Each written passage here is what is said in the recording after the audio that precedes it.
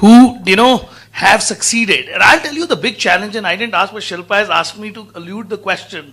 The biggest problem with the civilization is actually how Hindus think about Hindus and how do they portray themselves. So it's the 50% who, I'm a Sikh, so I can ask that question because I think of myself as a Hindu actually. And I say, for me, my identity is because, I'm an Indian. And I see when you go brand yourself in a way where you're already accepting that you're not the best, I think you've admitted defeat.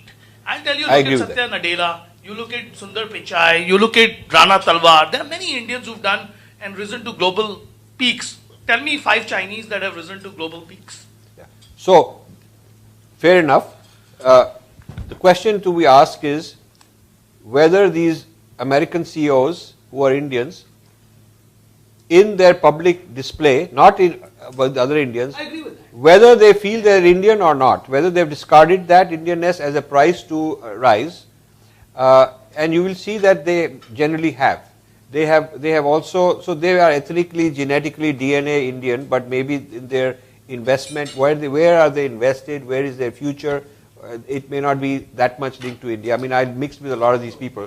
In the town I live, there's a lot of exceedingly well-to-do Indians who've done very well. Princeton is a very elite kind of town. And I feel that they're mixed up, they're sort of, ghar mein puja hogi, Diwali hogi, but the way they're raising the kids and the way they want to project themselves in the public, they will not stick their neck out for Indian culture. They will compromise, unless it's an Indian gathering, it's all double baat hai. So that is true.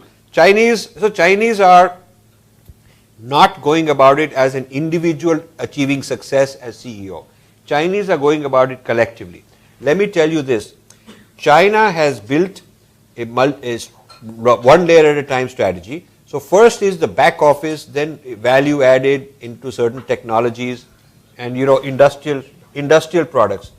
You don't find Chinese consumer goods today. You don't find a Toyota, you don't find a Samsung, but that's coming. You will find the Chinese using their cash to invest in global brands, buying them out. So you will see the Chinese entering the global CEO by acquisition and also organic growth.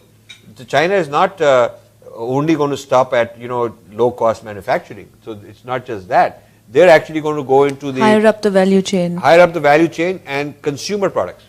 Right now there's no Chinese brand in the US in most categories, but you will see it coming. They are marketing in other places. India mein market kar rahe hain. So they're testing out these things, getting their feet wet. They're very systematically going about it. You will see Chinese buying off one of the major TV networks. One of the top 3-4 TV networks, they'll just buy whatever billions it takes, just acquire it, put Chinese people there, and then you will see it like Al Jazeera is doing for the Arabs, a certain branding. Yes. Chinese will do that. It's not permitted today. Huh? It's not permitted today by the FDI regulation. No, I'm talking about in the US. Oh, right. Yeah, in media won't here, right here.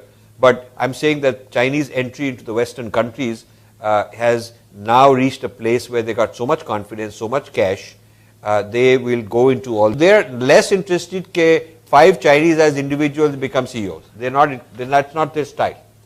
It's not so entrepreneurial.